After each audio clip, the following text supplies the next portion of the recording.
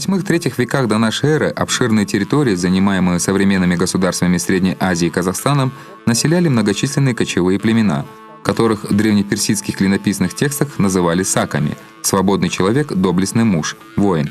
Античные авторы именовали их скифами, древнеиндийские источниками — турами, китайские — народ Тсе. Север современного Кыргызстана населяли саки Тиграхауда, юг — саки Хаумаварга. Дошедшие до наших дней источники содержат материалы, свидетельствующие о том, что саки говорили на древнетюркском языке и внешне принадлежали к еврепеоидам. В то же время для некоторых саков Тиграхауда были характерны монголоидные черты. Эти и другие данные позволяют считать саков предками тюркоязычных народов. Общественное устройство саков находилось на стадии, для которой характерно появление элементов государственности. Главным звеном общественного устройства саков являлась кочевая община, основу которой составляли семьи. Постепенное проявление имущественного и социального неравенства в общественном устройстве создавало условия для распада общинного строя и выделения родоплеменной знати. Росли авторитет и роль военачальников, и, следовательно, множилось их богатство. Захоронения саков и обнаруженные в них археологические находки наглядно свидетельствуют о социальном расслоении общества саков V века до нашей эры. В честь правителей из знатнейших особ сооружались огромные погребальные курганы, достигающие в диаметре 50-120 метров, в высоту от 9 до 15 метров. Размеры захоронений представителей родовой аристократии были поменьше, диаметр их составлял от 30 до 45 метров, высота 5-7 метров. Еще скромнее выглядели могилы воинов. Что касается простолюдинов, то нередко от их погребения оставались едва заметные следы. Различались захоронения и своим содержимым. Из больших усыпальниц археологи извлекали до 4000 золотых изделий. В обычных могилах зачастую находили несколько глиняных предметов. На самой низкой ступени общественной иерархии находились немногочисленные рабы. Основные направления хозяйственной деятельности общин преимущественно обуславливали природные условия их обитания. Саки северной части Кыргызстана занимались главным образом животноводством, а население Ферганской долины наряду с разведением скота занимались и земледелием. Скотоводы разводили грубошерстных овец, породы приспособленных к горной местности лошадей, крупный рогатый скот, двугорбых верблюдов. В регионах с благоприятным климатом развивалось поливное земледелие, выращивалась пшеница, ячмень, проса. Основной пищей саков были мясо и молоко. Из шерсти и волокон растений плели ткань для одежды. В этих же целях применялись шкуры животных. Археологические находки свидетельствуют о наличии у саков своеобразных остроконечных головных уборов, изготавливаемых из войлока. Широкое развитие получили различные ремесла – гончарное, изготовление конской сбруи и упряжи из кожи. Уникальные по своей значимости памятники сакской культуры на территории Кыргызстана обнаружены в Чуйской долине и Сыкульской котловине, отдельных районах Тенир-Тоо и других. Большой интерес представляют жертвенники, светильники, конусовидные котлы с ножками и другие предметы, которые свидетельствуют о высоком уровне развития прикладного искусства саков. В находках обращают внимание обилие предметов с изображением различных животных, бегущих козлов, хищников, являющихся образцами искусства звериного стиля. Ювелирные изделия из золота, бронзы и керамики, тематическое содержание их украшений отражали мировоззрение и философские взгляды древних скифов. В VI веке до нашей эры саки Тиграхауда вступает в ожесточенную борьбу за независимость с персидским иранским царем Киром II, который, разгромив в 550 году до нашей эры Медийское царство, основал мощное, простиравшееся от Средиземного моря до долин Инда, государство ахаменидов.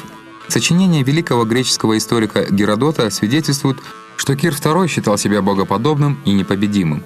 В 530 году до нашей эры он выступил во главе огромного 200-тысячного войска в поход для покорения саков Тиграхаудов. Войско саков возглавила царица Томирис. Несмотря на превосходство сил, персы потерпели поражение, мечтавший о мировом господстве Кир II был обезглавлен. Более успешными были походы другого правителя из династии Ахаменидов, Дария I. В 519-518 годах до нашей эры он сумел победить саков и обложить их данью. И все же персы не смогли распространить свою власть севернее реки Сырдарьи. Саки, жившие в северной части Кыргызстана, не допустили иранских завоевателей на свою землю. Позднее саки установили мирные военные связи с персами и сражались на стороне ахаменидов в решающих битвах греко-персидских войн 500-449 года до нашей эры. В марафонском сражении 490 год до нашей эры Большую отвагу и мужество проявили воины-конники. Хорошо обученные воинскому делу, саки оказали значительную помощь персам в завоевании Греции и Египта. По данным письменных источников, в городах Египта и Вавилона существовали лагеря, специально сооруженные для войск саков. Еще одна страница истории саков связана с завоевательными походами великого полководца древнего мира Александра Македонского, который предпринял поход на Среднюю Азию после покорения династии Ахаменидов. Разгромив в 331 году до нашей эры объединенные силы персов и саков, войска Македонского в 329 году вышли к берегам Сырдарьи. Однако здесь завоеватели встретили упорнейшее сопротивление сакских племен. Это было связано с формированием саками в указанном регионе к IV веку до нашей эры самостоятельной государственности, а также возросшим уровнем их общественного, политического и экономического развития. Жесткая воинская дисциплина, большой опыт участия в сражениях, а также не уступавший греко-македонцам уровень вооружения позволяли сакам конкурировать с сильными противниками. В 329 году до нашей эры на берегах Сырдарьи произошла решающая битва саков с войсками Александра Македонского. Народы Средней Азии потерпели поражение, однако они нанесли серьезный урон силам врага, сломив его. Несмотря на превосходство, греко-македонцы не смогли продвинуться вглубь занимаемых саками территорий. Пройдя с восточной стороны Волжскую область, завоеватели сумели дойти только до реки Кожоба-Хргансай, протекающей через Лилекский район. В результате планируемый полководцем завоевательный поход на Индию задержался. В 323 году до нашей эры, после возвращения из Индии, Александр скоропостижно скончался. В 312 году до нашей эры один из военачальников Александра Македонского, Селевк, основал греко-бактрийское государство 312-64 года до нашей эры. По мнению некоторых ученых, город Антиохия, расположенный на восточной окраине этого государства, находился в окрестностях современного Узгена. Это подтверждает факт пребывания ферганцев какое-то время в зависимости от греков. Связь далекой Греции с Кыргызстаном послужила основой для открытия впоследствии Великого Шелкового пути, связавшая огромное пространство от Китая до Рима. Сведений о последних периодах истории сакского государства очень мало. Отсутствие единства и усиливавшиеся раздоры между племенами за власть создавали благоприятные условия для завоевания их надвигавшимися с востока более могущественными племенами кочевников.